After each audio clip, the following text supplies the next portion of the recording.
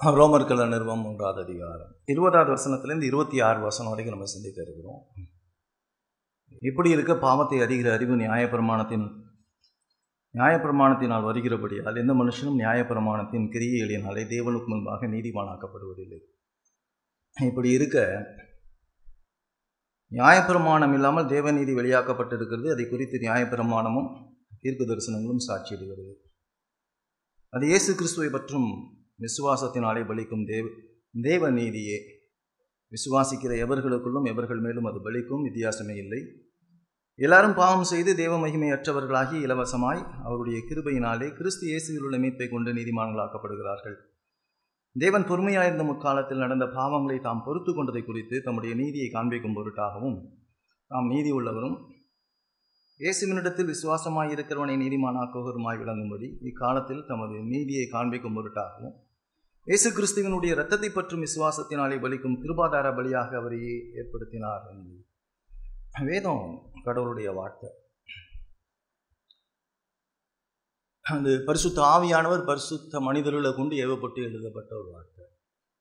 மிக குறிப்பாக அந்த ரோமர்கள் நிருபத்தில் இந்த வாசிக்க கேட்ட இந்த பகுதி, அதாவது கிட்டத்தட்ட 20லேருந்து இந்த 26 வசனங்கள் பைபிளில் ரொம்ப ரொம்ப முக்கியமான ஒரு வசனம். இந்த வசனத்தை நீங்கள் என்ன செய்யணும் அப்படின்னு சொன்னால், முடிஞ்ச அளவுக்கு நீங்கள் மனப்பாடம் பண்ணிடலாம். முடிஞ்ச அளவுக்கு படித்து மனப்பாடம் பண்ணிடணும். ஏன்னா இன்றைக்கி இருக்கிற எல்லா தவறான போதனைகளுக்கும் எதிரானது தான் இந்த பகுதி. இன்றைக்கி மனுஷன் இன்னைக்கு சுவிசேஷம்னு சொல்லப்படுகிற இந்த காரியங்கள் எல்லாம் என்னன்னா, கிறிஸ்து இல்லாத சுவிசேஷத்தை சொல்லி கொண்டு இருக்கிறாங்க. கிறிஸ்து அற்ற சுவிசேஷம் தான் எல்லா இடத்துலையும். இல்லாட்டி இன்னொரு பக்கம் பார்த்தீங்கன்னா மாரல் ப்ரீச்சிங், ஒழுக்க ரீதியான பிரசங்கங்கள் தான் ஜாஸ்தியாக இருக்கும். இல்லாட்டி ஆசீர்வாதம் நிறைந்த பிரசங்கங்களாக இருக்கும். இல்லாட்டி வாக்கு தத்தங்கள் நிறைந்த பிரசங்கங்களாக இருக்கும். ஆனால் கிறிஸ்துவை சார்ந்திராத பிரசங்கங்கள்லாம் இன்னைக்கு பிரபல்யமாகவே இருக்கும். வேதம் சொல்றது கிறிஸ்துவை பற்றிய உபதேசம் கெட்டு போகிறவர்களுக்கு பைத்தியமாக இருக்கும் அப்படின்னு சொல்லுது. ஆக இந்த கெட்டு போகிற இல்லாட்டி பைத்தியமாக தோன்றுகின்ற பிரசங்கத்தை கொண்டு தான் விசுவாசிகளை ரட்சிக்க கர்த்தர் தீர்மானம் கொண்டு இருக்கிறார். 1 கொரிந்தியர் 1ஆம் அதிகாரம் 18ஆம் வசனத்தில் பார்க்கும் பொழுது அவர் சொல்கிறார், பைத்தியமாக தோன்றுகின்ற பிரசங்கத்தினாலே விசுவாசிகளை ரட்சிக்கிறார் அப்படின்னு சொல்கிறார். அப்போ அந்த ரட்சிப்பை குறித்து நம்ம பார்க்கும்போது இன்றைக்கி எல்லா தவறான போதனைகளுக்கு எதிராக இந்த வேத பகுதி என்ன சொல்லுது அப்படின்னு சொன்னால், அதாவது நீங்கள் தயவு செஞ்சு இந்த ரோமர்கள் நிறுவனத்தில் இந்த பகுதியை ரொம்ப ஆழமாக உட்காந்து யோசிங்க. நிறைய விஷயங்கள் சொல்லப்பட்டுக்கிட்டே இருக்கும். அது என்ன சொல்கிறார் அப்படின்னா, அந்த 3ஆம் அதிகாரத்தில் அந்த 19ஆம் வசனத்தில் வாய்கள் யாவும் அடைக்கப்படும்படி அப்படிங்கிறார். அப்படின்னா என்னென்னா, அந்த உலகத்தில் இருக்க எந்த மனுஷனும் பேசுறதுக்கு தகுதி கிடையாது. இந்த உலகத்தில் இருக்கிற இந்த மனுஷன் எல்லாரும் பாவி, எல்லா மனுஷனும் பாவத்தில் செத்து போனால் ஒருத்தனுக்கு கூட தகுதியே கிடையாது. இந்த ரட்சிப்பை குறித்தான காரியங்கள் பேசப்படுவதற்கு இது மனுஷனுடைய மனதில் தோன்றுனதும் கிடையாதுங்கிறார். 1 கொரிந்தியர் 2ஆம் அதிகாரத்தில் சொல்கிறார். மனுஷனுடைய மனசில் ரட்சிப்புக்கு எடுத்த காரியங்களை தோன்றினதே கிடையாது. அப்புறம் எப்படி நான் பேச முடியும்? அவர் சொல்கிறாரு, வாய்கள் யாவும் அடைக்கப்படும்படி அப்படிங்கிறாப்ப. அப்படி சொல்கிறப்ப இந்த இடத்துல நான் ரொம்ப ஆழமாக விசுவாசிக்கிறது, கால்வினுடைய போதனைகளை ஆழமாக விசுவாசிக்கிறேன். நான் கால்வினிஸ்ட்டுங்கிறத சொல்கிறதில்ல, சந்தோஷப்படுற மகிழ்ச்சி அடைகிறேன். ஏன்னா ஸ்பர்ஜன் சொல்கிறார். ஏன் தெரியுமா? கிருபையின் போதனைகளில் முதல் காரியம் என்ன அப்படின்னு சொன்னால், மனிதன் பாவத்திலே விழுந்து போனவன். மனுஷன் பாவத்தில் விழுந்து போனதுனால மனிதன் தன்னைத்தானே ரட்சித்துக்கொள்ள இயலாதவன். மனுஷனால ரட்சிப்பை பெற்றுக்கொள்ள இயலவே இயலாத, வாய்ப்பே கிடையாதுங்கிறார். ரட்சிப்புக்கு வாய்ப்பே இல்லை. அப்போதான் சொல்கிறாரு, அந்த அருமையான அந்த வார்த்தை தான் அதில் ஒவ்வொன்றும். மனுஷன் யாருமே ரட்சித்துக்கொள்ள முடியாது அப்படிங்கிறப்ப இப்படி இருக்க அப்படிங்கிறார். மனுஷன் தன்னைத்தானே காப்பாற்றி கொள்ள முடியாமல் இருக்க, இப்படி இருக்க பாவத்தை அறிகிற அறிவு நியாயப்பிரமாணத்தினால் வருகிறபடியினால் அவர் சொல்றாரு, பாவத்தை அறிகிற அறிவு நியாயப்பிரமாணத்தில் வருகிறபடியால் எந்த மனுஷனும் நியாயப்பிரமாணத்தின் கிரியைகளினாலே நீதிமானாக்கப்பட முடியாது. ஆக நியாயப்பிரமாணம் என்ன சொல்லுது அப்படிங்கிற ஒரு விஷயத்த சொல்றாரு. நியாயப்பிரமாணம் உன்னை பாவின்னு சொல்லுவோம், உன்னை அயோக்கியன்னு சொல்லுவோம். நியாயப்பிரமாணத்தை எப்பெல்லாம் நீ பைபிளை எடுத்து 10 கட்டளையை பார்க்குறியோ, அப்படி வேதத்தை நீ எப்போ வாசிக்கிறியோ அப்போல்லாம் உன்னை குற்றவாளி, நீ பாவி, உன்கிட்ட பாவம் இருக்குது, நீ நரக தண்டனைக்குரியவன், நீ கடவுளுக்கு விரோதமாக பாவம் செஞ்சுட்ட. நல்லா புரிஞ்சுக்குங்க, பாவங்கிறது எப்பொழுதும் ஆள் மனசுல புரிஞ்சுங்க. பாவம் எப்பொழுதும் சக மனுஷனுக்கு இல்லை, கடவுளுக்கு விரோதமான பாவம். தேவன் என் மேல கோபமா இருக்கிறார், அதான் விஷயம். இன்னைக்கு தேவ கோபம் பிரசங்கிக்கப்படுறது கிடையாது. நாள்தோறும் பாவிகளின் மீது சினம் கொள்ளுகிற தேவன். சங்கீதத்தில் சொல்றாரு, ரோமர்ல சொல்றப்ப சொல்றாரு, சத்தியத்தை அநியாயத்தினால அடக்கி வைக்கிற மனுஷனுடைய எல்லாவித அவபக்திக்கும் அநியாயத்துக்கும் விரோதமா தேவ கோபம் வானத்திலிருந்து வெளிப்படுத்தப்பட்டு இருக்கிறது.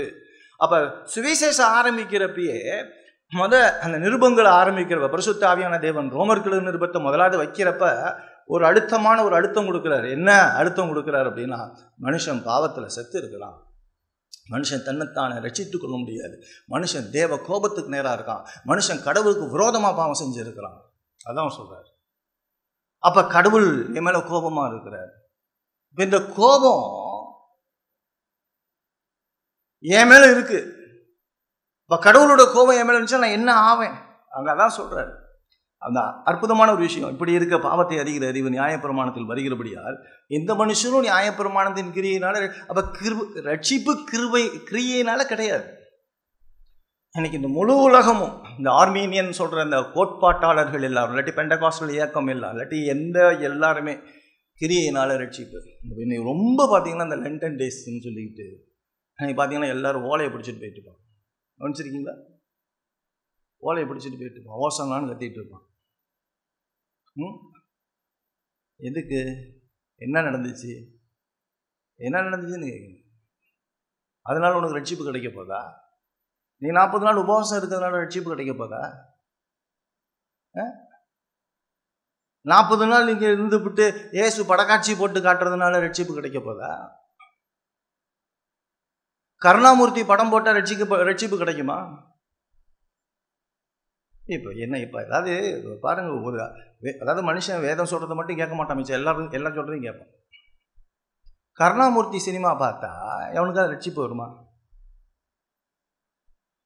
அவர் சொல்றாரு, விசுவாசம் கேள்வியினால வரும், கேள்வி கர்த்தருடைய வார்த்தையினால வரும். அதை அனுப்பணும், பிரசங்கிக்கணும், பிரசங்கத்தின் மூலமாக தான் ரட்சிப்புன்னு வேதம் முழுசும் சொல்லுது.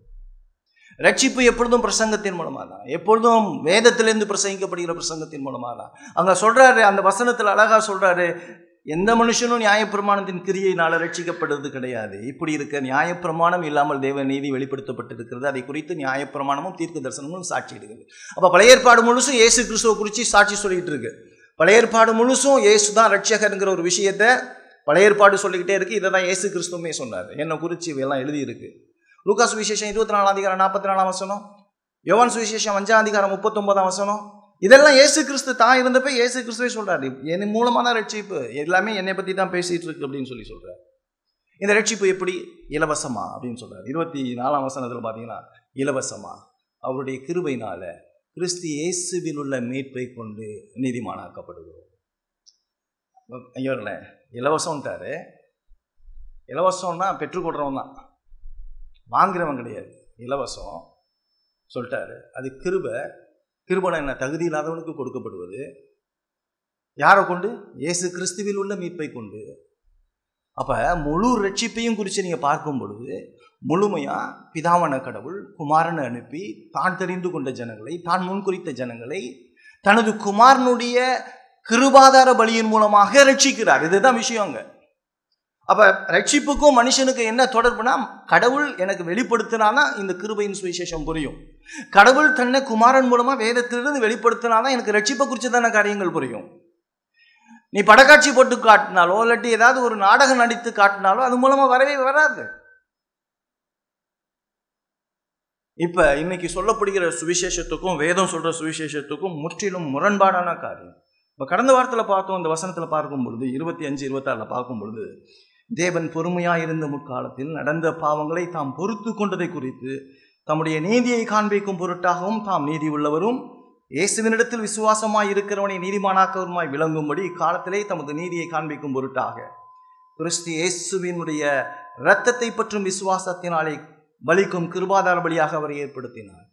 அந்த ப்ரொபிட்டியேஷன் அப்படின்னு சொல்லக்கூடிய வார்த்தை, அந்த கிருபாதார பலின்னு சொல்லக்கூடிய அந்த வார்த்தை என்ன அப்படின்னு சொன்னால், கடவுள் என் மேலே இருக்கிற கோபத்தை தணித்தல், கடவுள் என் மேல இருக்கிற கோபத்தை தணிக்கிறார். எப்படி தணிக்கிறார் அப்படின்னா, தனது குமாரனை அனுப்பி தனது குமாரனுடைய சிலுவை மரணத்தின் மூலமாக தணிக்கிறார். இப்ப கடவுள் என் மேல இருக்கிற கோபம் தணிக்கப்படுதல் நிறைய, அதை நல்லா புரிஞ்சுக்கணும். இதை புரியாம நம்ம எது சொன்னாலும் புரியாது. எனக்கு பதிலாளாக இயேசு கிறிஸ்து சிலுவையிலே மரித்திருக்கிறார். பதிலால் மரணத்தின் மூலமாக, இயேசு கிறிஸ்துவினுடைய மரணத்தின் மூலமாக நான் நீதிமானாக்கப்பட்டிருக்கிறேன். என் மீது இருந்த தேவ கோபம் அகற்றப்பட்டு இருக்கிறது.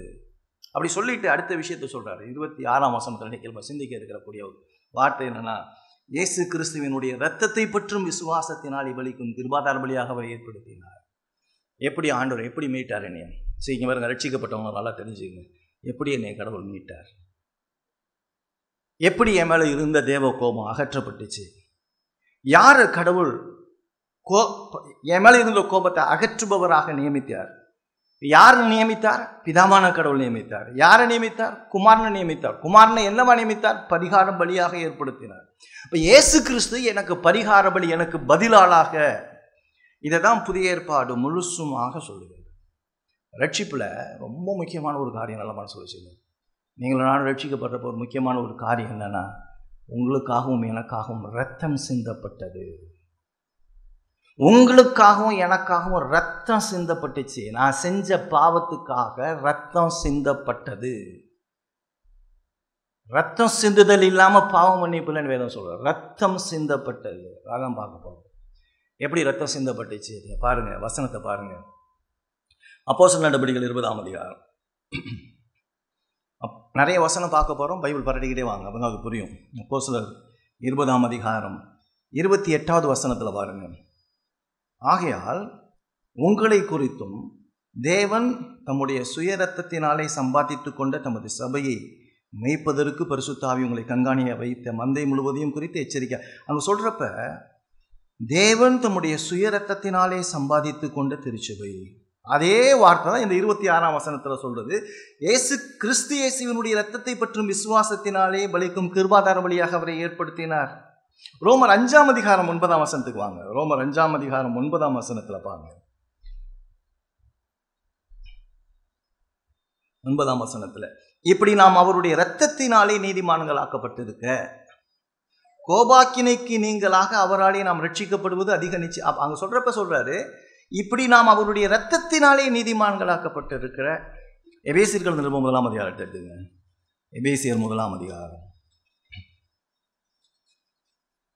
எபேசியர் 1ஆம் அதிகாரம் 7ஆம் வசனத்துல பாருங்க. அவருடைய கிருபையின் ஐஸ்வரியத்தின்படியே இவருடைய இரத்தத்தினாலே பாவ மன்னிப்பாகிய மீட்பு இவருக்குள் உண்டாயிருக்கிறது. திருப்பி பிளட்டை பத்தி சொல்றாரு, ரத்தத்தை குறித்து சொல்றாரு. எபேசியர் 2:13 பாருங்க. திருப்பி, முன்னே தூரமாயிருந்த நீங்கள் இப்பொழுது கிறிஸ்து இயேசுவுக்குள் கிறிஸ்துவின் இரத்தத்தினாலே சமீபமானீர்கள். கிறிஸ்து இயேசுவின் இரத்தத்தினாலே சமீபமானீர்கள். நம்ம எப்படிப்பட்ட சூழ்நிலையில இருந்தோம், அது எப்படி நம்மளுக்கு அந்த சூழ்நிலையை மாத்தினுச்சு அப்படின்னு சொன்னா, அவருடைய இரத்தத்தினாலே. எபிரேயர்கள் நிருபம் 9ஆம் அதிகாரத்தை எடுத்துக்கங்க. எபிரேயர்கள் நிருபம் 9ஆம் அதிகாரம் 12ஆம் வசனத்தை பாருங்க. பக்கம் 305. பைபிள் பார்க்கணும். சொல்றப்ப, வெள்ளாட்டுக்கடா இளங்காலை இவைகளுடைய இரத்தத்தினாலே அல்ல, தம்முடைய சொந்த இரத்தத்தினாலும் ஒரே தரம் மகா பரிசுத்த ஸ்தலத்தில் பிரவேசித்து, அந்த வசனத்தை பார்க்கணும். நம்முடைய சொந்த இரத்தத்தினாலே ஒரே தரம் மகா பரிசுத்த ஸ்தலத்திலே பிரவேசித்து என்னத்தை உண்டு பண்ணலாம்? என்னத்தை உண்டு பண்ணாரு? நித்திய மீட்பு, நித்தியமான மீட்பு. மீட்பு வந்து அறகுறை கிடையாது, இட்டர்னல் சால்வேஷன். நிறைய நேரத்தில் இன்னைக்கு நிறைய பேர் அதை சொல்லிட்டு அவன் ரட்சிப்பை இழந்து போயிடும். உனக்கு யார் மரிச்சது? என்னுடைய பாவத்துக்காக யார் மரிச்சிருக்கா? என்னை பாவின்னு தெரியாம இயேசு எனக்காக மரிச்சாரு. நான் பாவின்னு தெரிஞ்சுதான் எனக்காக மரிச்சாரு. நான் பாவம் செய்ய மாட்டேன்னு நினைச்சேன், நீ மரிச்சாரா? நான் பாவம் செய்வேன்னு தெரிஞ்சுதான் நீ மன்னிச்சாரு. நான் பாவம் செய்வேன்னு தெரிஞ்சுதான் அவர் மரிச்சாரு. நான் பாவம் செய்வேன்னு தெரிஞ்சுதான் என்னோட ரத்தத்தை செஞ்சினாரு. லவ் ஆஃப் கிரைஸ்ட்னா நீங்க நல்லா தயவு செஞ்சு புரிஞ்சுக்கணும்.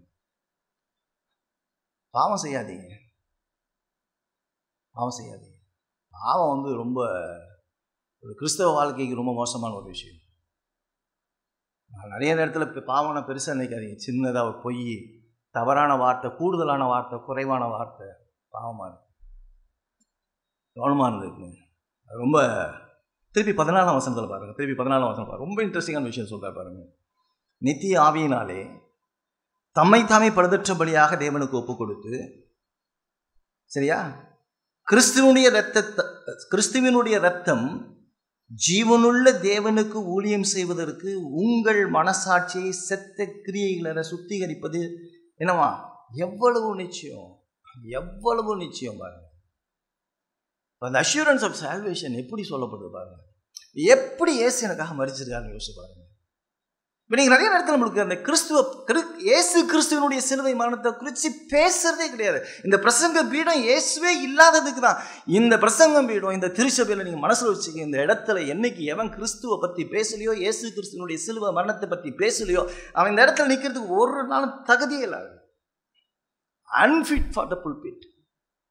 இந்த இடத்துல இயேசுவை மட்டும்தான் பேசணும். இந்த இடத்துல இயேசு கிறிஸ்துவனுடைய சிலுவை மரணம் மாத்திரம்தான். இப்போ பார்த்தீங்க அப்படின்னு சொன்னால், இந்த புதிய ஏற்பாடு இந்த இடத்துல சொல்கிறப்ப அந்த புதிய ஏற்பாடையும் பழைய ஏற்பாடையும் புதிய ஏற்பாடையும் இணைக்குது இந்த பகுதி. இந்த ரோமர் 9ஆம் அதிகாரத்தில் அது என்ன சொல்கிறார் அப்படின்னு சொன்னால், அந்த பழைய ஏற்பாட்டுக்கும் புதிய ஏற்பாட்டுக்கும் உள்ள ஒரு வித்தியாசம். பழைய ஏற்பாட்டில் என்னென்னா, லேவியராமத்தில் 16ஆம் அதிகாரத்தில் வருஷத்துக்கு ஒரு முறை பிரதான ஆசாரி என்ன செய்வான் அப்படின்னா, தனக்காகவும் ஜனங்களுக்காகவும் பலி செலுத்தி அந்த பலியை எடுத்துக்கிட்டு மகாபரிசுத்த ஸ்தலத்தில் வருஷத்துக்கு ஒரு முறை உள்ளுக்குள்ளே போய் அந்த கிருபாசனத்தண்டையில் அந்த ரத்தத்தை தெளிச்சிட்டு திரும்பி அவன் வெளியே வந்தால் தான் அஷூரன்ஸ் அவனுக்கு பாவம் மன்னிக்கப்பட்டுருச்சு, இந்த வருஷத்தில் என்னுடைய பாவம் மன்னிக்கப்பட்டுருச்சுன்னு ஒரு நம்பிக்கை. உள்ளுக்குள்ளே போனவன் செத்து போனான்னா முடிஞ்சு போச்சு. அவன் தனக்காக ரத்தத்தை சிந்தணும், ஜனங்களுக்காக ரத்தத்தை சிந்தணும். அந்த ரத்தத்தை எடுத்துட்டு மகாபரிசுத்த ஸ்தலத்துக்குள்ளே போகணும், அங்கே அங்கீகாரம் கிடைக்கணும், அந்த அங்கீகாரத்தோட வெளியே வரணும். எவ்வளோ யோசித்து பாருங்க. அவன் வந்த பிற்பாடு தான் நம்மளுக்கு அந்த மீட்பின் நிச்சயம். அந்த 14ஆம் வசனத்தில் இங்கே இயேசு கிறிஸ்து சொல்கிறாரு, இங்கு நித்திய ஆவியினாலே, 14ஆம் வசனம், நித்திய ஆவியினாலே தம்மை தாமே பழுதற்றபடியாக. அப்போ அங்கே வெள்ளாட்டுக்கடா இளங்காலை கொடுக்கப்படும். இங்கே இயேசு கிறிஸ்து நித்திய ஆவியினாலே தம்மை தாமே பழுதற்ற பலியாக தேவனுக்கு முன்பாக ஒப்பு கொடுத்து, கிறிஸ்துவனுடைய இரத்தம் ஜீவனுள்ள தேவனுக்கு ஊழியம் செய்வதற்கு உங்கள் மனசாட்சியை செத்த கிரியைகளை சுத்திகரிப்பது எவ்வளவு நிச்சயம் அப்படின்னு சொல்றாரு. அடுத்த ரெஃபரன்ஸ் சொல்றாரு 10ஆம் அதிகாரத்தில் பாருங்க. அடுத்தது சொல்றாரு 10ஆம் அதிகாரத்தை எடுத்துக்கிட்டீங்கன்னா 19-20 வசனங்களில் பாருங்க.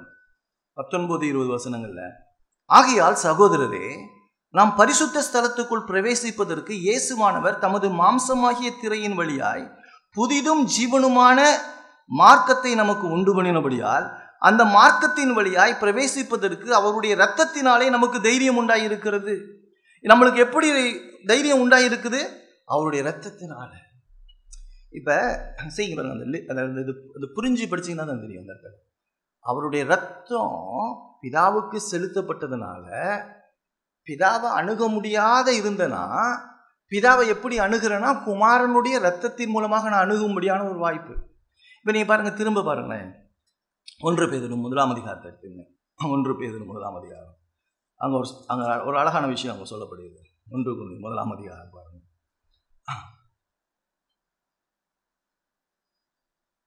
19ஆம் வசனத்தில் பாருங்க, குற்றமில்லாத மாசற்ற ஆட்டுக்குட்டியாகிய கிறிஸ்துவின் விலையேற பெற்ற இரத்தத்தினாலே மீட்கப்பட்டீர்கள் என்று அறிந்திருக்கிறீர்களே. எப்படி மீட்கப்பட்டிருக்கோமா? குற்றமில்லாத மாசற்ற ஆட்டுக்குட்டியாகிய கிறிஸ்துவினுடைய விலையேற பெற்ற இரத்தத்தினாலே மீட்கப்பட்டிருக்கிறோம் என்று அறிந்திருக்கிறீர்களே. ஒன்று தெரியுதா?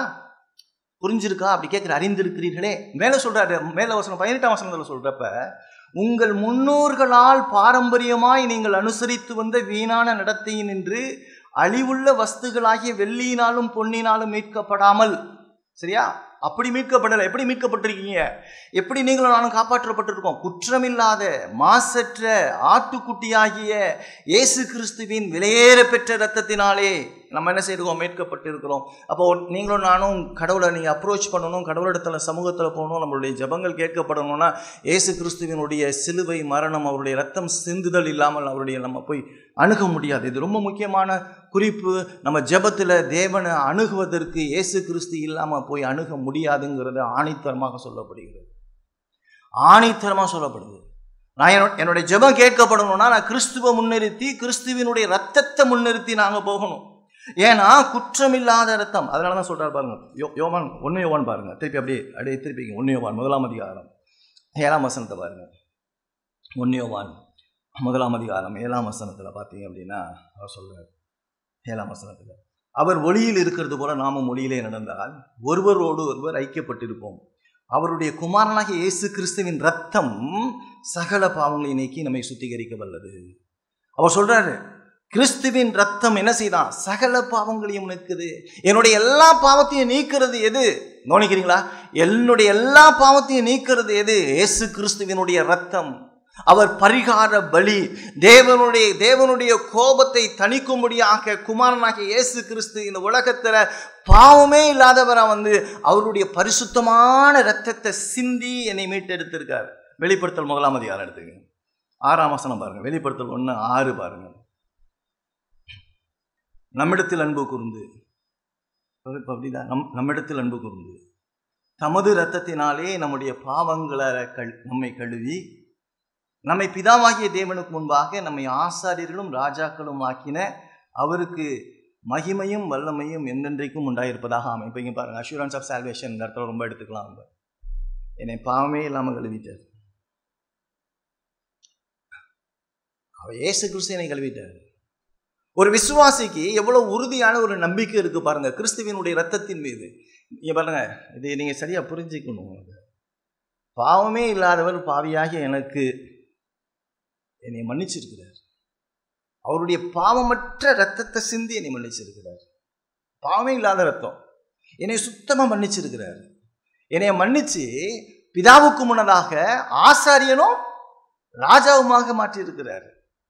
எப்படி நான் ரட்சிப்பை இழந்து போவேன்? ரட்சிப்பு என் கையில் இருந்தால் நான் இழந்து போவேன். ரட்சிப்பு என் கையில் இல்லையே, எனக்கு நான் ஒன்றுமே செய்யலையே. இந்த ரட்சிப்புக்கு நான் ஒன்றுமே செய்யலையே.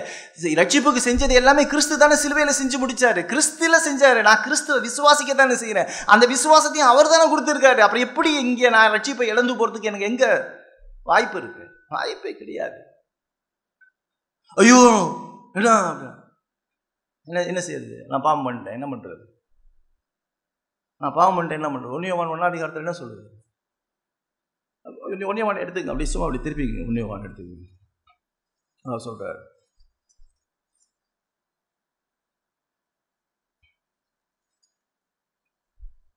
எட்டாம் வசனத்தில், நமக்கு பாவம் இல்லை என்போமானால் நம்மை நாமே வஞ்சிக்கிறவர்களாக இருப்போம், சத்தியம் நமக்குள் இராது. நம்முடைய பாவங்களை நாம் அறிக்கையிட்டால், நல்லா சொல்றார், நம்முடைய பாவங்களை நாம் அறிக்கையிட்டால் பாவங்களை நமக்கு மன்னித்து எல்லா அநியாயத்தையும் நீக்கி நம்மை சுத்திகரிப்பதற்கு அவர் உண்மையும் நீதி உள்ளவருமாக இருக்கிறார். இப்போ என்ன? இப்போ இது யாருக்கு சொல்லுது? பாவம் செஞ்சவனுக்கு தான் சொல்லுதா, பாவம் செய்யாதவனுக்கு சொல்லுதா? இது விசுவாசிக்கு சொல்லுதா, விசுவாசி இல்லாதவனுக்கு சொல்லுதா? இப்போ யார் பாவம் செஞ்சா? இங்கே பாவம் செஞ்சு விசுவாசி பாவம் செஞ்சுட்டா என்ன செய்யணும்? கடவுளத்தில் போய் பாவத்தை என்ன செய்யணும்? அறிக்கையிடணும்னு சொல்லிட்டார். இப்போ அறிக்கையிட்டா என்ன சொல்றாரு? அந்த அறிக்கையிட்டா அவர் சொல்றாரு வசந்த பாருங்க, அறிக்கையிட்டால் பாவங்களை நமக்கு மன்னித்து, சரியா, எல்லா அநியாயத்தையும் நீக்கி நம்மை சுத்திகரிப்பதற்கு அவர் உண்மையும் நீதியும் உள்ளவராக இருக்கிறார். அவர் உண்மையும் நீதியும் உள்ளவராக இருக்கிறார். என்னை கல்வி நீதிமா, இது வேதம் சொல்லுது, நான் சொல்லலை. இந்த வேதத்தை எழுதுறது பரிசுத்த ஆவியானவர். பரிசுத்த ஆவியானவர் என்னுடைய எல்லா பாவமும் நீக்கப்பட்டிருக்கு. நீ அறிக்கையிட்டுனா ஏற்கனவே என்னுடைய பாவத்தை எல்லாத்தையும் மன்னிச்சிட்டார். தொடர்ந்து நான் பாவம் செய்யறப்பயும் என்னை மன்னிக்கிறதுக்கு ஒரு வல்லமை உள்ளவராக இருக்கிறார். இப்போ என்னிடத்துல பாவம் இல்லைன்னு நான் சொல்ல முடியாது. ஏன்னா நான் பாவம் இல்லைன்னு சொன்னா நான் பொய்யேன். அப்ப அந்த பரிசுத்தம் ஆகுதலுக்கு கடவுள் எவ்வளவு கிருபை இறக்கமும் பாராட்டுறார். இப்போ ஒரு விஷயம், அந்த ரத்தத்தை குறித்து சொல்றாரு. அந்த ரத்தம் என்ன செய்யுது அப்படின்னா, அது பரிசுத்த ரத்தம், மாசற்ற ரத்தம். அது பிதாவினால் குமாரனை அனுப்பி அவரை பரிகார பலியாக ஒப்பு கொடுத்து அவருடைய ரத்தத்தினால தான் எனக்கு பாவ மன்னிப்பு அப்படிங்கிறார். இந்த பாவ மன்னிப்பு என்ன செய்தான்? அந்த ரத்தம் என்ன செய்தான்? என் மேலே இருந்த கோபத்தை இல்லாமல் ஆக்குது. என் மேலே பிதாவான கடவுள் என் மேலே இருந்த கோபத்தை தணிக்கின்றதாக இருக்கிறது. இப்போ இப்படி சொல்லிட்டு எதுக்கு இந்த ரத்தம் சிந்தப்பட்டுச்சுங்கிறார். எதுக்கு இந்த ரத்தம் சிந்தப்பட்டுச்சு? அவருடைய கோபத்தை தணிக்க. அவருடைய கோபத்தை தணிக்க குமாரனை இந்த உலகத்துல மரிக்கை செய்தார். இப்படிதான் கடவுளை என்னை மீட்டார். இப்ப பழைய ஏற்பாடு முழு போதனையும் இதுதான். பழைய ஏற்பாட முரண்பட்டுலாம் இங்க போதிக்கல பவுல் என்ன செய்யறாருன்னா, பழைய ஏற்பாட்டை இணைத்து தான் போதிக்கிறார். புதிய ஏற்பாடு பழைய ஏற்பாடை பிரதிபலிக்கிறது. புதிய ஏற்பாடு பழைய ஏற்பாடினுடைய நிறைவேறுதலாக இருக்கிறது. புதிய ஏற்பாடு பழைய ஏற்பாட்டினுடைய நிறைவேறுதலாக இருக்கிறது. இப்போ காலங்கள் வேறுபட்டாலும், பழைய ஏற்பாடு புதிய ஏற்பாடு காலங்கள் வேறுபட்டாலும் ரட்சிப்பு ஒரே மாதிரி தான், எல்லா காலத்திலையும் ஒரே மாதிரி தான். புதிய ஏற்பாடு எப்பொழுதும் நீங்கள் பார்த்தீங்க அப்படின்னு சொல்லும் பொழுது, புதிய ஏற்பாடு எப்பொழுதும் பழைய ஏற்பாட்டு பலிகளின் அடிப்படையாகவே கொண்டு அமைந்துள்ளது. அது எப்படி புரியுதான்னு உங்களுக்கு தெரியல. எப்படின்னா, பழைய ஏற்பாட்டில் சொல்லப்பட்ட அந்த பலிகள் எங்கே, லேவியராகமத்தில் அநேக பலிகள் சொல்லப்பட்டோம், யாத்திரையாகமத்தில் அநேக பலிகள் சொல்லப்பட்டோம். இந்த பலிகள் எல்லாம் என்ன செய்யுது அப்படின்னா, வரப்போகிற மேசியாவை முன்னிறுத்துகிறதாகவே இருக்கிறது. இப்படி பாருங்கள், இப்போ ஆதாம் ஏவாள் பாவம் செஞ்சிட்டாங்க. பாவம் செஞ்சோடனே அவங்க அத்தி இலைகளை கட்டி நிற்கிறாங்க, அது சரியாகலை. உடனே ஆண்டவர் என்ன செஞ்சாங்க, அவங்களுக்கு தோல் உடைய உடுத்துறாரு, அதெல்லாம் ரத்தம் சிந்தப்படுகிறது ஃபஸ்ட்டு. அதான் முதல் சுவிசேஷ செய்தி. அடுத்தது பார்த்தீங்கன்னா 4ஆம் அதிகாரத்தில் நீங்கள் பார்த்தீங்க அப்படின்னு சொன்னால், காயின் ஆபேல் பலி கொண்டுட்டு வராங்க, காணிக்க கொண்டுட்டு வராங்க, இல்லாட்டி ஆராதிக்க வர்றாங்க. காயினுடைய பலி காய்கறிகள் நிறைந்தது, ஆனால் ஆபேலுடைய பலியில் ரத்தம் இருந்துச்சு, அது அங்கீகரிக்கப்பட்டுச்சு. யாத்திரையாகவும் 12ஆம் அதிகாரத்தில் பார்த்தீங்கன்னா, இஸ்ரவேல் ஜனங்களை மீட்பதற்காக கர்த்தர் பஸ்காவை ஏற்படுத்தினார். அந்த பஸ்கா பழுதட்ட ஆற்றுக்குட்டின்னு சொல்லி பார்க்கணும். அந்த ஆட்டுக்குட்டியினுடைய ரத்தம் தெளிக்கப்பட்டவங்க எல்லார் வீட்லேயும் சங்காரதூதன் கடந்து போனான்னு சொல்லி பார்க்கணும். பாருங்க, அந்த ரத்தம் சிந்தப்பட்டு ஆட்டுக்குட்டியை பிரதிபலித்துக்கிட்டே வருது. ஏசாயா 53ஆம் அதிகாரத்தில் பார்க்கும் பொழுது இயேசு கிறிஸ்து அந்த பலியாக சொல்லப்படுகிறார். இந்த ஆடு மனுஷனாக சித்தரிக்கப்படுகிறது. இப்போ இந்த ஆடு மனுஷனாக சொல்லப்படுகிறது, கடவுள் மனுஷனாக வரப்போறான்னு ஏசாயா 53ஆம் அதிகாரத்தில் சொல்லுது. அப்படி சொல்லிட்டு புதிய ஏற்பாடு ஆரம்பத்தில் யோவான் சுவிசேஷம் 1ஆம் அதிகாரம் 29ஆம் வசனத்தில் யோவான் ஸ்நானகன் அந்த சுவிசேஷத்தை ஆரம்பிக்கிறப்பே என்ன சொல்றான்னா, இதோ உலகத்தின் பாவத்தை சுமந்து தீர்க்கிற தேவ ஆட்டுக்குட்டி, இங்கே பார்ப்பார், உங்களுக்காக ரத்தம் சிந்தப்பட போகிறது, இவர் தான் இந்த ஆண்டவராக இயேசு கிறிஸ்து, இவர் தான் தேவ ஆட்டுக்குட்டி, இவருடைய ரத்தத்தினால தான் பாவ மன்னிப்பு உண்டாக போகிறது, இவருடைய ரத்தம் எல்லாருடைய விசுவாசிகளுடைய பாவங்களை கழுவ போகிறதுங்கிறத சொல்றார்.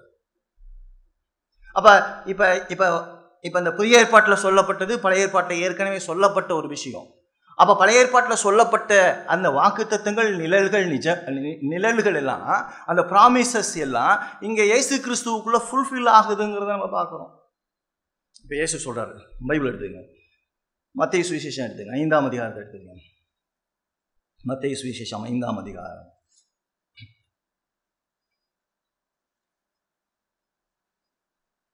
17-18 வசனங்களை பாருங்க. 17-18 வசனங்கள். இப்ப இயேசு கிறிஸ்து சொல்றாரு, என்ன சொல்றாரு, நியாயப்பிரமாணத்தை ஆனாலும் தீர்க்க தரிசனங்களை ஆனாலும் அழிக்கிறதற்கு வந்தேன் என்று எண்ணிக்கொள்ளாதீங்கள், அழிக்கிறதற்கல்ல நிறைவேற்றுவதற்கே வந்தேன். அந்த பழைய ஏற்பாட்டில் சொல்லப்பட்ட எல்லா ப்ராமிசஸையும் ஃபுல்ஃபில் பண்ண தான் நான் வந்தேன். இப்போ சொல்றாரு, அடுத்து சொல்றாரு, வானமும் பூமியும் ஒளிந்து போனாலும், சரியா, நியாயப்பிரமாணத்தில் உள்ளதெல்லாம் நிறைவேறும் அளவும் அதில் ஒரு சிறு எழுத்தாகிலும் எழுத்தின் உறுப்பாகிலும் ஒளிந்து போகாது என்று மெய்யாகவே உங்களுக்கு சொல்லுகிறேன்னு சொல்றாரு. இப்போ எவ்வளோ உறுதியான ஒரு விஷயத்த சொல்றாரு, இது கட்டாயம் நிறைவேறும், இது எனக்குள்ளதான் நிறைவேறுகிறது. அப்ப ஆண்டவர் சொல்றாரு, பழைய ஏற்பாட்டில் சொல்லப்பட்ட எல்லாம், லேவியராகமத்தினுடைய எல்லா போதனைகள் எல்லாம் அவருக்குள்ளாக, கிறிஸ்து இயேசுக்குள்ளாக நிறைவேறப் போகிறது என்று சொல்லுகிறார். மத்தேயு சுவிசேஷம் 20ஆம் அதிகாரத்தை அப்படி எடுத்துங்க. 20ஆம் அதிகாரம் 26வது வசனம் பாருங்க. 20-26 பாருங்க.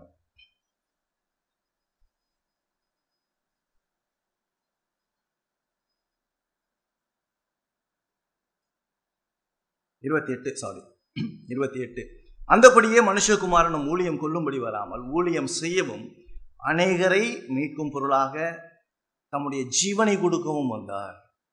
லூக்கா சுவிசேஷம் 24ஆம் அதிகாரத்தை எடுத்துங்க. அப்படியே லூக்கா 24ஆம் அதிகாரத்தை எடுத்துங்க. லூக்கா 24ஆம் அதிகாரம் 44ஆம் வசனத்துல நான் வாசிக்கிறேன் பாருங்க.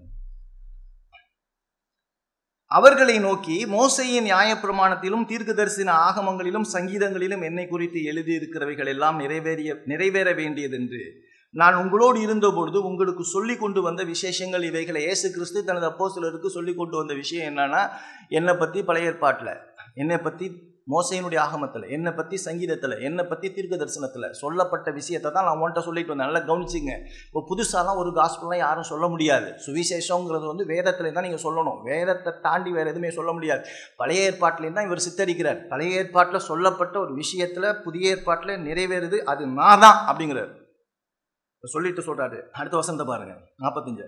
அப்பொழுது வேத வாக்கியங்களை அறிந்து கொள்ளும்படி அவர்களுடைய மனதை திறந்து அவர்களை நோக்கி, எழுதியிருக்கிறபடி கிறிஸ்து பாடுபடவும் 3ஆம் நாளில் மரித்தோரிலிருந்து எழுந்திருக்க வேண்டியது வேண்டியதாக இருந்தது. அன்றியும் மனம் திரும்புதலும் பாவ மன்னிப்பும் எருசலேம் தொடங்கி சகல தேசத்தாருக்கும் அவருடைய நாமத்திலே பிரசங்கிக்கப்படவும் வேண்டியது. என் பேரை சொல்லி தான் நீ சுவிசேஷத்தை பிரசங்கிக்கணும், வேற பேரை சொல்லி நீ பிரசங்கம் பண்ணவே கூடாது. விஷயத்தை சொல்லி முடிச்சுட்டாருங்க. ஏன்னா இது பழைய ஏற்பாட்டில் சொன்னதை நான் உங்கள்கிட்ட இருந்தப்போ சொன்னேன். நான் சொன்னதை கேட்டு இதையே தான் நீ பேசணும், இதை தவிர்த்து நீ வேற எதுவும் பேசக்கூடாது. இதுதான் காஸ்பல்.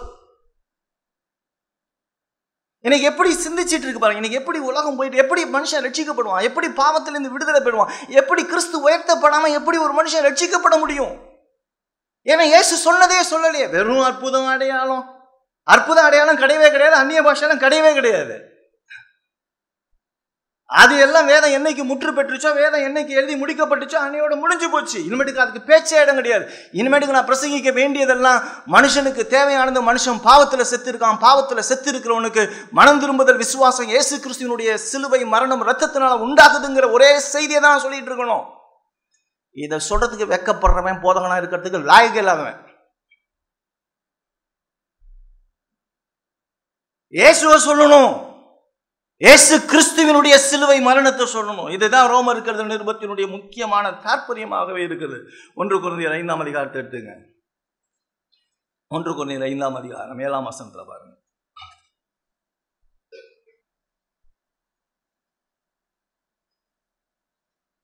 ஆகையால் நீங்கள் புளிப்பில்லாதவர்களாய் இருக்கிறபடியே புதிதாய் பிசைந்த மாவாய் இருக்கும்படி பழைய புளித்த மாவை புறம்பே கழித்து போடுங்கள். ஏனெனில் நம்முடைய பஸ்காவாகிய கிறிஸ்து நமக்காக பலியிடப்பட்டாரே. திருப்பி பாருங்க, எங்கிருந்து அதை ரெஃபர் பண்றாரு? பஸ்காவாகிய இயேசு. யாத்திராகமம் 12ஆம் அதிகாரத்தை கோட் பண்ணி பஸ்காவாகிய இயேசு நமக்காக பலியிடப்பட்டாரே என்று சொல்லுகிறார். அப்ப பலியிடப்பட்டது யாரு? இயேசு கிறிஸ்து. இயேசு கிறிஸ்து யாருக்காக பலியிடப்பட்டார்? எனக்காக பலியிடப்பட்டார். இதைதான் வெளிப்படுத்தல் 1ஆம் அதிகாரத்துல, வெளிப்படுத்தல் 1ஆம் அதிகாரம் 6ஆம் வசனம். திருப்பி வாங்க, 1ஆம் அதிகாரம் 6ஆம் வசனம். ஏறுங்க, நம்மிடத்தில் அன்பு கூர்ந்து. வார்த்தையெல்லாம் ரொம்ப கவனமாக பார்க்கணும். ஏன்னா இந்த சால்வேஷன்லாம் நினைக்கிறப்பெல்லாம் இது இப்போ நீங்கள் இந்த பிரசங்கம் கேட்டுட்டு இருக்கீங்க பார்த்தீங்களா? இந்த பிரசங்கம் கேட்டுட்டீங்களா? ஒரு விஷயத்தை நல்லா மறந்துடாது. உங்களை நேசிக்கிறார் ஆண்டவர், உங்களை நேசிக்கிறார். சரியான சத்தியத்தை உங்களுக்கு கொடுத்துட்டு மிஸ் பண்ணிடாதீங்க. மனம் திரும்புங்க, தப்பாக புரியாதீங்க. அவர் எப்படி உங்களை நேசிக்கிறாருன்றத பாருங்க. அந்த வசனத்தில் அவர் சொல்றாரு, தமிழத்தில் அன்பு கூர்ந்து, சரியா, தமது ரத்தத்தினாலே நம்முடைய பாவங்களை நம்மை கழுவி, பாவமே இல்லாம கழுவி, தம்முடைய பிதாவாகிய தேவனுக்கு முன்பாக பாருங்க, பிதாவாகிய தேவனுக்கு முன்பாக எப்படி நிப்பாட்டுறாராம்? நம்மை ராஜாக்களும் ஆசாரியர்களுமாக. என்ன எவ்வளோ பெரிய ஒரு மைட்டி திங் பாருங்க. அவருடைய ரத்தத்தினாலே என் பாவமே இல்லாம கழுவி பிதாவுக்கு முன்னதாக என்னைய ராஜாவும் ஆசாரியம் அப்படின்னு பாட்டு. அப்படின்னா எந்த அளவுக்கு உங்க மேல அன்பு இருந்திருக்கும்னு யோசிச்சு பாருங்க. அதாவது ஒரு விசுவாசி மேல கடவுள் வச்சிருக்கிற அன்புக்கு அளவே இல்லை. அவிசுவாசி மேலாம் கடவுள்லாம் அன்பாலாம் இல்லை. ஒருவேளை இங்கே யாராவது அவிசுவாசியா இருந்தீங்கன்னா மனம் திரும்பி இயேசு கிறிஸ்துவை நீங்கள் விசுவாசிக்கணும். இயேசு கிறிஸ்துவை விசுவாசிச்சிருந்தீங்க அப்படின்னு சொன்னால் அவருடைய அன்பை உணர்ந்து அவரோட திருப்பி ஐக்கியத்தில் புதுப்பித்துக்கணும். பின்வாங்கியிருந்தீங்கன்னா முன்னால் வந்துடுங்க. ஏன்னா இந்த வாய்ப்பு யாருக்குமே கிடைக்கவே கிடைக்காது. அவருடைய லவ் அப்படிப்பட்ட ஒரு அன்பு. இது உலகத்தில், அதாவது இந்த அன்பு இந்த உலகத்தில் டொனால்டு ட்ரம்ப்புக்கெல்லாம் கிடையாது. நீங்களும் நானும் அவரோட பெரிய ஆளுங்க. அதெல்லாம் நம்ம உணர்றதே கிடையாது. என்னுடைய வாழ்க்கையில் எவ்வளோ பெரிய ஒரு பாதுகாப்பு, என் வாழ்க்கையில் எந்த அளவுக்கு அன்பு, இப்போ அதெல்லாம் நம்ம நினைச்சே பார்க்கவே முடியாது. இங்கே என்ன செஞ்சிருக்கார் அப்படின்னா, ரத்தத்தை சிந்தி அப்படிங்கிறப்ப தன்னுடைய வாழ்க்கையை மரணத்தில் ஊற்றப்பட்டது. ரத்தம் என்பது வாழ்வு, மரணத்தில் ஊற்றப்பட்டது. அதாவது அந்த ரத்தம் சிந்துதல் இல்லாமல் பாவ மன்னிப்பு இல்லைங்கிறப்ப என்னன்னா, தேவ கோபம் அந்த ரத்தம் வடிகிறப்ப ஜீவனை கொடுத்து, அதாவது அந்த ரத்தம் போகுது அப்படின்னாலே உயிரை கொடுத்து அந்த தண்டனையை சுமந்து மீட்டெடுத்திருக்காங்க. அதுக்கெல்லாம் பாத்திரவான்களாக நினைக்கிறப்பெல்லாம் பலி கொடுக்கப்பட்ட மரணம், என்னுடைய பாவத்துக்காக என் மீது இருந்த தேவ கோபம் தணிக்கப்பட்டது அந்த இயேசு கிறிஸ்துவினுடைய ரத்தத்தினால். என்ன பர்பஸ், எதுக்காக அது அவசியம்? தேவனே அதை ஏற்படுத்தினார். தேவன் என் மேலே இருந்த கோபம் தணிக்கப்படும்படியாக இரத்தம் சிந்தப்பட்டது. தேவன் என் மீது இருந்த கோபத்தை தணிப்பதற்காக இரத்தம் சிந்தப்பட்டது. இரண்டாவது அங்க இடத்துல பார்த்தீங்க அப்படின்னு சொன்னா, நீ தேவனிடத்துல சென்று உன் மீது உள்ள கோபத்தை தணிச்சிக்கிறதுக்காக அந்த இரத்தம் சிந்துதல் ஏற்படுத்தப்பட்டது. மூன்றாவது அங்க பார்த்தீங்க அப்படின்னு சொன்னா, பாவம் செய்தவன் பதிலால் தண்டனையின் மூலமாக பாவ நிவர்த்தி செய்து கொள்ளப்படுகிறான். பாவம் செய்தவன் பதிலால் மரணத்தின் மூலமாக கடவுள் தன் மீது இருந்த கோபத்தை தணித்துக் கொள்ளுகிறான். அடுத்ததாக பலியின் மூலமாக நான் மன்னிக்கப்படுகிறேன். என்னுடைய உறவு புதுப்பிக்கப்படும். நல்ல கவனிச்சுங்க, லிசன் பண்ணிங்க, நல்லா புரிஞ்சுங்க. இயேசுவோடைய ரத்தம், நல்ல கவனிங்க, இயேசுவோடைய ரத்தம் என் பாவத்தை கழுவிட்டு அப்படியே விட்டுறல, கழுவி என்னை மன்னிச்சு அப்படி மன்னிச்சு விடலை, என்னை திருப்பி ஐக்கியப்பட வைக்குது, ஒன்றிணைக்குது. எப்பொழுதும் பாவ மன்னிப்புன்னா ஒப்புரவாகுதல் இல்லாம பாவ மன்னிப்பு இல்லை. நீ ஒப்புரவாகலை அப்படின்னா அது வந்து நீ அந்த சிலுவை மரணத்தை புரிஞ்சு கொள்ளல. ஒப்புரவாகணும், மன்னிக்கப்பட்டுட்டு போறது கிடையாது. அது பொய் கிறிஸ்தவம். கிறிஸ்தவங்கிறது என் மேலே இருந்த கோபம் தணிக்கப்பட்டு நான் மன்னிக்கப்பட்டு நான் மறுபடியும் ஐக்கியத்துக்குள்ளாக நான் வருகிறேன். இதுதான் இந்த இடத்துல சொல்றது. ரத்தம் முக்கியமானது, ரத்தம் சிந்தப்பட வேண்டும். இதுதான் எபிரேயர் 9ஆம் அதிகாரம் 22ஆம் வசனத்துல பாருங்க. எபிரேயர் 9ஆம் அதிகாரம் 22வது வசனத்துல பாத்தீங்க அப்படின்னு சொன்னா, எடுத்துங்க, அவங்க சொல்றாரு, நியாயப்பிரமாணத்தின்படி கொஞ்சம் குறிய எல்லாம் இரத்தத்தினாலே சுத்திகரிக்கப்படும். ரத்தம் சிந்துதல் இல்லாமல் மன்னிப்பு உண்டாகாது. மன்னிப்பு உண்டாகணும்னா ரத்தம் சிந்தப்படணும். இங்க பாருங்க, இதை நீ ஃபீல் பண்ணணும். நான் செஞ்ச பாவத்துக்கு ரத்தம் சிந்தப்பட்டிருக்கு, எனக்கு பதிலால் மறிச்சிருக்கிறாரு. ஏன் எனக்காக மறிச்சாரு? நீ அந்த கொஸ்டின் பண்ணி, ஏன் எனக்காக அங்க அவர் மறிக்கணும்? ஏன் அவர் ரத்தம் சிந்தணும்? என்னை ரத்தம் சிந்தினதுக்கு காரணம் என் மேல இருந்த கோபம் தணிக்கப்பட்டுச்சுன்னா நான் ஒப்புரவாகணும், நான் காம்ப்ரமைஸ் ஆகணும், நான் போய் சரியாகணும். நான் சரியாகணும் பிதாவான கடவுளோட, இயேசு கிறிஸ்துவினுடைய பதிலால் மரணத்தின் மூலமாக ரத்தம் சிந்துதலின் மூலமாக நான் பிதாவோடு ஒப்புரவாகி நான் அப்பான்னு போய் கூப்பிடணும். அந்த சத்தத்தை அவர் கேட்கணும். அதுதான் இன்னைக்கு கிறிஸ்தவ வாழ்க்கையில, என்னுடைய குடும்ப வாழ்க்கையில, என்னுடைய கணவன் மனைவிக்கு இடையேயான உறவுல, என்னுடைய சக மனுஷனுடைய உறவுல நான் மன்னிக்கிறேன்னு சொன்னா, உன்னோட போய் ஒப்புரவாகலைன்னா நீ விசுவாசியே இல்லை. அதுக்கு தான் நீ அந்த ரத்தத்தை சிந்திச்சு பார்க்கணுங்கிற. அந்த ரத்தம் சிந்தப்பட்டதை நீ யோசி, எப்படி இருந்திருக்கும். பைபிள் சொல்லுது, ரோமர் 6ஆம் அதிகாரம் 23ஆம் வசனம் சொல்லுது, பாவத்தின் சம்பளம் மரணம். அப்ப பாவத்திற்கான தண்டனை மரணம். அந்த இடத்துல பார்த்தீங்கன்னா பாவத்தையும் மரணத்தையும் பிரிக்கவே முடியாது. புரியுதா? பாவத்தையும் மரணத்தையும் பிரிக்கவே முடியாது. பாவம் மன்னிக்கப்படணும்னா ரத்தம் சிந்தப்படணும். ரத்தம் சிலுவையில் சிந்தப்பட்டுச்சு. இதை கடவுள் படைப்பிற்கு முன்னதாகவே ஏற்படுத்தி இருந்தார். நல்லா மனசு வச்சுங்க. எப்ப மனுஷன் பாவம் செஞ்சானோ அது நடைமுறைக்கு வருகிறது. பாவ மன்னிப்பு பழைய ஏற்பாடு ஆரம்பத்திலிருந்து இயேசு கிறிஸ்து வரைக்கும் இதுதான் போதனை முழுசும். பழைய ஏற்பாட்டிலேருந்து இயேசு கிறிஸ்து வரைக்கும் இதுதான் போதனை. என்ன போதனை? பாவம் மன்னிக்கப்படணும், அது ரத்தத்தினால தான் மன்னிக்கப்படணும். ஏன்னா பாவத்துக்கும் மரணத்துக்கும் தொடர்பு இருக்கு. நான் மரணத்திலிருந்து காப்பாற்றப்படணும், நான் கிறிஸ்துவினுடைய பரிசுத்த மாசற்ற பாவம் இல்லாத ரத்தம் சிந்தப்படணும். எனக்கு இது போதிக்கப்படுதா? லிசன். இப்போ உங்களுடைய வேலையெல்லாம் என்னன்னு புரிஞ்சுக்கிட்டீங்களா? இது போதிக்கப்படுதா? இது போதிக்கப்படலை. இயேசு மகிமைப்படலை. பிதாவானவர் ஏற்படுத்தின பரிகார பலியை இன்னைக்கு இந்த உலகம் சிந்திக்க மறுக்குது. இந்த உலகத்துக்கு இயேசு கிறிஸ்துவையும் இயேசு கிறிஸ்துவ சிலுவை மரணத்தையும் அவனுக்கு அவசியம் இல்லை. அவன் கழுதை மேலே ஏறிட்டு போகணும், கொட்டாங்குச்சி பிடிச்சிட்டு போகணும், உனக்கு ஓலையை பிடிச்சிக்கிட்டு ரோட்டில் அலையணும். இதுதான் அவனுடைய பைத்தியக்காரத்தனம். 40 நாள் உபவாசம் பண்ணணும். எவன் கேட்டான்? அதெல்லாம் எவன் கேட்டான்? இதுலெல்லாம் உங்களுக்கு சம்மந்தம் இருந்துச்சுன்னா நீ ரட்சிக்கப்படலன்னு நான் சொல்றேன். இதை குறிச்சதான சிந்தனை உனக்குள்ள இருக்கக்கூடாது. இதெல்லாம் கிறிஸ்து எனக்காக செஞ்சு முடிச்சிருக்கார். தேவன் இயேசு கிறிஸ்துவை பற்றும் கிருபாதார பலியாக அவரையே ஏற்படுத்தினார். பழைய ஏற்பாட்டில் மிருகம் பதிலாளாக ஏற்படுத்தப்பட்டுச்சு. இன்னைக்கு புதிய ஏற்பாட்டில் இயேசு கிறிஸ்து எனக்கு பதிலாளாக நியமிக்கப்பட்டிருக்கிறார். தேவனே இயேசு கிறிஸ்துவை ஏற்படுத்தினார்.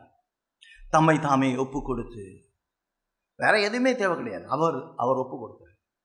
தன்னை ஜீவபலியாக ஒப்பு கொடுத்தார். மனுஷன் தன்னை இன்னொரு மனுஷனை ஏற்படுத்த முடியாது. மனுஷன் பதிலால நியமிக்கப்பட முடியாது.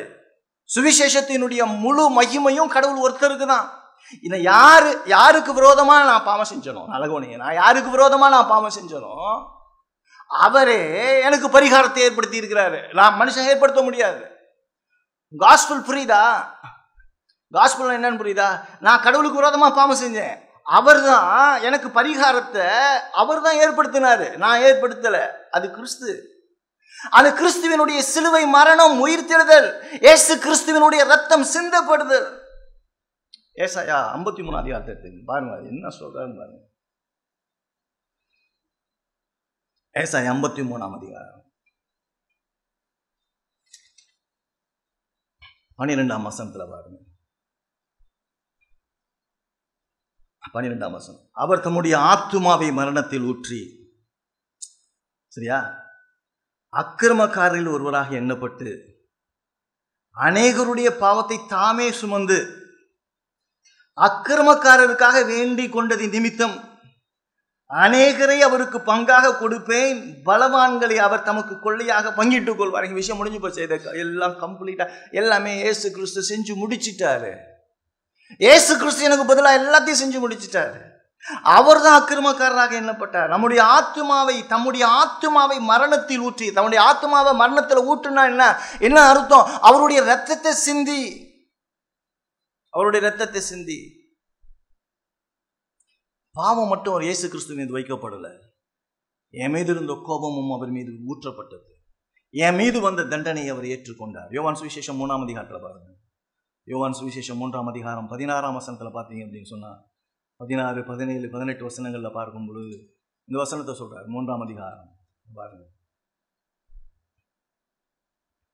14 வசனத்துல நான் வாசிக்கிறேன். சர்ப்பமானது மோசையினால் வனாந்திரத்தில் உயர்த்தப்பட்டது போல மனுஷகுமாரனும் தன்னை விசுவாசிக்கிறவன் எவனோ அவன் கெட்டு போகாமல் நித்திய ஜீவனை அடையும்படி உயர்த்தப்பட வேண்டும். தேவன் தம்முடைய ஒரே பேரான குமாரனை விசுவாசிக்கிறவன் எவனோ அவன் கெட்டு போகாமல் நித்திய ஜீவனை அடையும்படிக்கு அவரை தந்துரளி இவ்வளவாய் உலகத்தில் அன்பு கூர்ந்தார். உலகத்தை ஆக்கினிக்குள்ளாக தீர்க்கும்படி தேவன் தம்முடைய குமாரனை உலகத்தில் அனுப்பாமல் அவராலே ரட்சிக்கப்படும்படியாகவே அவரை அனுப்பினார். என்ன ஒரு விஷயத்த சொல்றாரு. யோவான் சுவிசேஷம் 3 அதிகாரம் 14 பார்க்கும்பொழுது அதான் சொல்லுது. 4 அதிகாரம் 25 வசனத்துல, ரோமர் 4 அதிகாரம் 25 வசனத்துல பாருங்க. ரோமர் 4:25 பாருங்க. அவர் நம்முடைய பாவங்களுக்காக ஒப்பு கொடுக்கப்பட்டு அப்படின்னு சொல்லுது. அவர் நம்முடைய பாவங்களுக்காக ஒப்பு கொடுக்கப்பட்டு நாம் நீதிமான்களாக்கப்படுவதற்காக எழுப்பப்பட்டும் இருக்கிறார். ரோமர் 8 அதிகாரம் 32 வசனத்தை பாருங்க. ரோமர் 8:32 பாருங்க. தம்முடைய சொந்த குமாரன் என்றும் பாராமல் நாம் எல்லாருக்காகவும் அவரை ஒப்பு கொடுத்தார். அவரோட கூட மற்ற எல்லாவற்றையும் நமக்கு அருளாதிருப்பது எப்படின்னு சொல்லி கேட்கிறார். தேவ கோபத்தை நீங்க புரிஞ்சாதான் ரத்தம் சிந்துதல் என்னன்னு புரியும். இதுதான் கெத்சமனையில நடந்த நிகழ்ச்சி. கெத்சமனைனா என்ன அப்படின்னா, அது வேதனை நிறைந்த ஒரு இடம், பாடு நிறைஞ்ச ஒரு இடம். அதாவது அந்த இடத்துல அந்த இடத்த நீங்க பாத்தீங்கன்னா, கெத்சமனையை பார்த்தீங்கன்னாலே இயேசு மட்டும்தான், வேற யார் சீஷர்ல கூட எல்லாத்தையும் ஒதுக்கிட்டார். அந்த பாடு நான் மட்டும்தான் சுமக்கப்பாடு. எல்லார் மேல இருந்த பாடுகளையும் எல்லார் மீது இருந்த பாவங்களையும் நான் தான் சுமக்க போறேன். யாரும் எனக்கு தேவையில்லை. அதுதான் அந்த ஸ்வெட் எல்லாம் ரத்தமா மாறிடுச்சுங்கிறாங்க. அதெல்லாம் நம்மளால நினைக்க முடியாது. அப்போதாங்க நம்ம பாவம் செய்யாமல் இருக்கணும்னா, இயேசுவினுடைய சிலுவை மரணம் ரத்த சிந்திக்காதவன்லாம் திருவிழா தயவு செஞ்சு பங்கே எடுக்காதீங்க. சும்மா அங்கேயிருந்து வந்து உக்காந்துட்டு தூங்கிட்டு அப்படியே இப்படியே வந்துட்டு அப்படியே போயிட்டு இதை அப்படியே பன்னு ஜூஸு கொடுக்குறாங்கன்ட்டு சாப்பிட்டுட்டு போனீங்கன்னா, எனக்கு தெளிவாக சொல்லிடுறேன், திருவிருந்தில் தப்பாக கை வச்சா, அசாதாரணமாக கை வச்சா வாய்ப்பு உனக்கு நிச்சயமாக ஆண்டு விடவே மாட்டார். அது தெரிஞ்சுக்கணும். சும்மா அந்த பம்மாத்தெல்லாம் எங்கே தயவு செஞ்சு பண்ணாத. உடனே நீர் என்னை காண்கிற தேவன், சரி வராது. அவ்வளோதான் சொல்லலாம். கெத்சமனையினுடைய பாடு இதுதான் அவர் சொல்றார். சிலுவையில் தொங்குறப்ப என் தேவனே, என் தேவனே, ஏன் என்னை கைவிட்டீர்? அந்த ஃபெலோஷிப்பை முறிக்கிற அளவுக்கு ஒரு விஷயம் நடந்துச்சு. எனக்காக, உங்களுக்காக, நம்முடைய பாவத்துக்காக பிதாவானவர் குமாரன் மீது தனது உக்கிர கோபத்தை ஊற்றினார். அதான் அந்த ரத்தம் சிந்தப்படுதல். திருப்பி எபிரேயர்கள் 9ஆம் அதிகாரத்துக்கு வாங்க. திருப்பி எபிரேயர் 9ஆம் அதிகாரம் எடுங்க.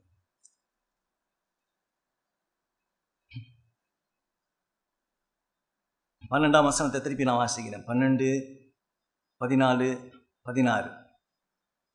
அவர் சொல்றாரு, வெள்ளாட்டுக்கடா இளங்காலை இவளுடைய ரத்தத்தினாலே அல்ல, தம்முடைய சொந்த ரத்தத்தினாலும் ஒரே தரம் மகாபரிசுத்த ஸ்தலத்திலே பிரவேசித்து நித்திய மீட்பை உண்டு பண்ணினார். நல்லா கவனிச்சுங்க.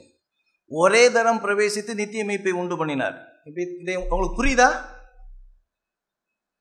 நித்திய மீட்புனா என்னன்னு புரியுதா? எவர் லாஸ்டிங் லைஃப். இப்ப இந்த ஜெகன் ஒரு ஆள் இருப்பாங்க, கவனிச்சிருக்கீங்களா? நீங்க டிவியிலலாம் பார்க்கலாம், ஜெகன் ஒரு ஆள். நீங்க எல்லாரும் பார்ப்பீங்க. எருசலேம் தேவாலயம் கட்டப்பட போகிறது, ஆண்டவர் சீக்கிரம் வரப்போகிறார், திருப்பி பலி செலுத்த போறாங்க. இவர் இங்கே நித்திய மீட்பை உண்டு பண்ணியிருக்காரு, இவர் புதுசாக இன்னொன்று உண்டு பண்ண போறாரு. இவங்களெல்லாம் அங்கீகரிக்கிறவங்களாம் எவ்வளோ கிறுக்குங்களா இருப்பானுங்கன்னு யோசிச்சு பாருங்க. இவங்கெல்லாம் பைபிளே வாசிக்காதவங்க. இவனுக்கும் பைபிளுக்கும் சம்மந்தமே கிடையாது. இங்கே இருக்கிற சபையில் இருக்கிற விசுவாசி பைபிள் வாசிக்கிறவனாக இருக்கணும். அப்போதான் நீ விசுவாசி. சிந்திக்கிறவனாக இருக்கணும், பகுத்து பார்க்கிறவனாக இருக்கணும். வேதத்தில் சொல்லியிருக்கான்னு பார்க்கணும். நான் பேசிக்கிட்டு இருக்கேன், வேதத்தில் இருக்கா நீ பார்க்கணும். எதுக்கு இவ்வளோ ரெஃபரன்ஸ் கொடுத்துட்டு இருக்கு? என்னமோ எருசலேம் தேவாலயம் கட்டப்பட்டு போச்சு, ஐயோ அங்கே திருப்பி பலி செலுத்த போகிறாங்க அப்படின்னா என்ன? இவர் தான் ஒரே தரம் மறிச்சு என்னுடைய பாவத்துக்காக, உலகத்தினுடைய முழு பாவத்துக்காக நித்தியமான ஒரு முடிவை ஏற்படுத்திட்டாரு. ஏன் பொய் சொல்லி மக்களை ஏமாத்திட்டு இருக்கீங்க? உனக்கு துணிகரம், எவ்வளோ துணிகரம் அவங்களுக்கு. பொய்யை எவ்வளோ தைரியமாக பேசுகிறான் பார்த்தீங்களா? பொய்யை எவ்வளோ தைரியமாக பேசுகிறான் பார்த்தீங்களா? இன்னைக்கு உண்மை பேசுகிறவங்களாம் அடங்கி போயிருக்கான். உண்மை பேசுகிறவன் பம்புறான். உண்மை பேசுறவன் வெட்டணும், உள்ளுக்குள்ள போந்து சத்தியத்துக்காக நிக்கணும், தைரியம் வேணும். இயேசு கிறிஸ்துவுக்காக நிக்கிறதுக்கு தைரியம் வேணும், வல்லமை வேணும். ஆண்டவரே உம்முடைய குமாரனை உயர்த்தாத எவனையும் நான் வெட்டுவேன்னு சொல்லணும். நீ அந்த அளவுக்கு நம்மளுக்கு தைரியம் இருக்கணும், கோழையா இருக்கக்கூடாது. இயேசு கிறிஸ்துவுக்கு கொடுக்க வேண்டிய மகிமையை பிதாவான கடவுள் குமாரனை கொடுத்து, குமாரனுடைய சிலுவை மரணத்தினால அவருடைய ரத்தத்தை சிந்தி என்னை மீட்டெடுத்து இருக்கப்ப அவருக்கு உரிய மகிமையை நான் கொடுக்காதவன் விசுவாசியா இருக்க முடியுமா? ஏன் இப்படி அப்படி சலசலத்து போயிருக்கீங்க? வைராக்கியம் வேணாமா? ஏன் இன்னைக்கு இல்லைன்னு எனக்கே தெரியல. தேவ கோபம் ரத்தம் சிந்துதல, தேவ கோபத்தை புரிஞ்சாதான் ரத்தம் சிந்துதல புரிஞ்சுக்க முடியும். அதான் கெத்செமனே, அதுதான் சிலுவையில். 14ஆம் வசனத்தை வாசிக்கிறோம் பாருங்க. நித்திய ஆவியினாலே தம்மை தாமே பழுதற்ற பலியாக தேவனுக்கு ஒப்பு கொடுத்து, கிறிஸ்துவினுடைய ரத்தம் ஜீவனுள்ள தேவனுக்கு ஊழியம் செய்கிறதற்கு உங்கள் மனசாட்சியை செத்த கிரியையில் என்று சுத்திகரிப்பது நிச்சயமாமே சொல்லிட்டு சொல்றார். 16ஆம் வசனத்தில் திருப்பி பாருங்க. 16ஆம் வசனத்தில் பார்க்கும் பொழுது, ஏனென்றால் எங்கே மரண சாசனம் உண்டோ அங்கே மரண சாசனத்தை எழுதினவருடைய மரணமும் உண்டாக வேண்டும். அங்கு கிறிஸ்து மரிச்சிருக்கிறார்.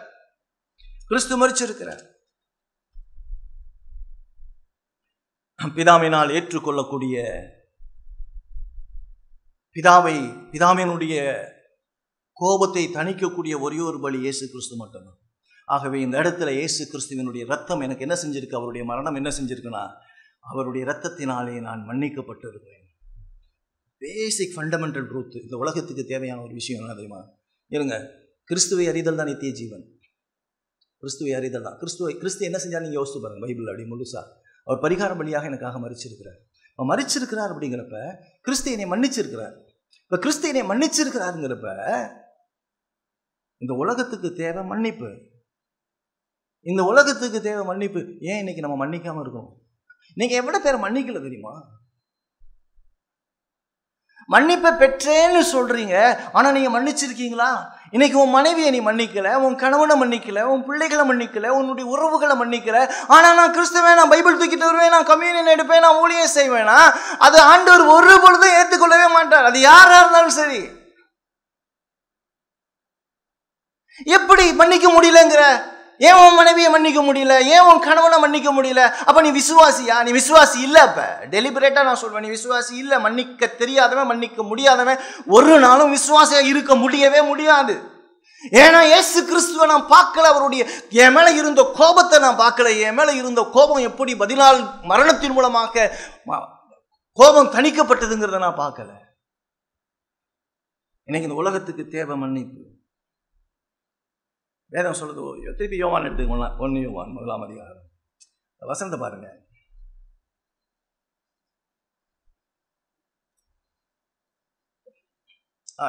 எபிரேயர் வாசித்தது வருவோம். சாரி, எபிரேயர் 10ஆம் அதிகாரம் 17ஆம் வசனத்தை பாருங்க. 10ஆம் அதிகாரம்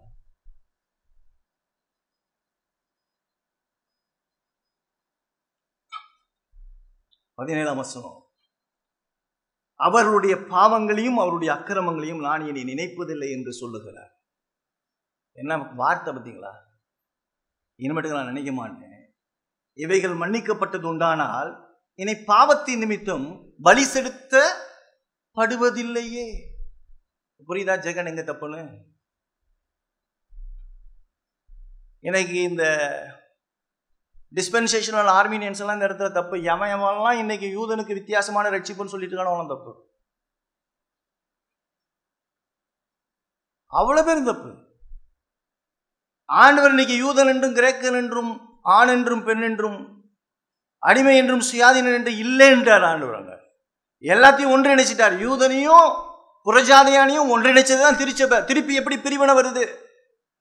அது தவறான போதனை. இங்க ரொம்ப தெளிவா சொல்றாரு, இவைகள் மன்னிக்கப்பட்டது உண்டானால் இனி பாவத்தின் நிமித்தம் பலி செலுத்தப்பட வேண்டியதில்லை. ஆகையால் சகோதரரே, நாம் பரிசுத்த ஸ்தலத்தில் பிரவேசிப்பதற்கு இயேசுவானவர் தமது மாம்சத்தின் திரை வழியாக புதிதும் ஜீவனுமான மார்க்கத்தை நமக்கு உண்டு பண்ணி இருக்கிறார். அப்ப கிறிஸ்து தான் கம்ப்ளீட் பண்ணிட்டாரு.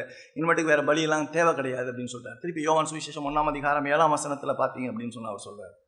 யோவான் 1ஆம் அதிகாரம் 7ஆம் வசனத்துல பார்க்கும் பொழுது, அவர் ஒளியில் இருக்கிறது போல நாமும் ஒளியிலே நடந்தால் ஒருவரோடு ஒருவர் ஐக்கியப்பட்டிருப்போம். நீ விசுவாசின்னு சொன்னா, நீ மன்னிக்கப்பட்டவன்னு சொன்னா, அவர் சொல்றாரு ஒளியிலே நடந்தால் ஒருவரோடு ஐக்கியப்பட்டிருப்போம். அவர் சொல்லிட்டு சொல்றாரு, அவருடைய குமாரனாக இயேசு கிறிஸ்துவின் ரத்தம் சகல பாவங்களை நீக்கி நம்மை ரட்சிக்க வல்லது. அப்ப குமாரனுடைய ரத்தம் என்னை சுத்திகரிக்க வல்லமை உள்ளது.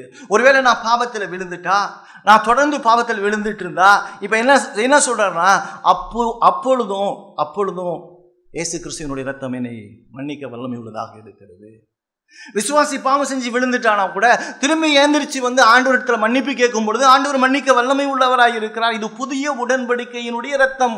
அதான் திருவிருந்து. இது புதிய உடன்படிக்கையின் ரத்தம். புதிய உடன்படிக்கையின் மக்கள் நீங்களும் நானும். புதிய உடன்படிக்கையின் மூலமாக அவரை ஆராதிக்கிறோம். புதிய உடன்படிக்கை கிறிஸ்து. புதிய உடன்படிக்கையினுடைய ரத்தத்தினால தான் நான் கழுவப்பட்டிருக்கேன். ஆக புதிய உடன்படிக்கையின் மக்களாக, புதிய உடன்படிக்கையின் ஆராதனையை செய்கிறவர்களாக நாம் இங்கு காணப்படுகின்றோம். அவருடைய இரத்தத்தினாலே நாம் கழுவப்பட்டு மூடப்பட்டு இருக்கிறோம் என்று பார்க்கிறோம். இதை நம்ம புரிஞ்சுக்கணும். இயேசு கிறிஸ்துவினுடைய இரத்தம் என்ன செஞ்சது? எனக்கு ஒரு விஷயம் தெரியணும். நான் பாவி, எனக்கு கொடுக்கப்பட்ட தண்டனை சரி, என்ன இடத்துல நம்பிக்கை இல்லை. தேவன் என்னை நேசித்து எனக்காக தனது குமாரனை கொடுத்து அவருடைய சிலுவை மரணம் பரிகார பலியின் மூலமாக, அவருடைய இரத்தத்தை விசுவாசிப்பதின் மூலமாக, கல்வாரி சிலுவையில் அவர் செய்து முடித்த அந்த இரத்தம் என்னை பாவங்களற கழுவி என்னை நீதிமான் ஆக்கிற்று. நான் நீதிமான் என்று பிதாவினால் நான் அறிக்கையிடப்படுகிறேன். கிறிஸ்துவினுடைய நீதி எனக்கு கொடுக்கப்பட்டு, எனக்கு உட்புகுத்தப்பட்டு நான் நீதிமானாக இருக்கிறேன். இதான் பதிலால் மரணம். இதுதான் இயேசு கிறிஸ்து உங்களுக்காக எனக்காக சிலுவையில் செய்து முடித்தது. மனுஷன் செய்யலை, பிதாவான கடவுள். நான் பிதாவான கடவுளை கோபப்படுத்தினேன். பிதாவான கடவுளை எனக்கு பரிகாரத்தை ஏற்படுத்தினார். பிதாவான கடவுள் குமாரன் அனுப்பினார்.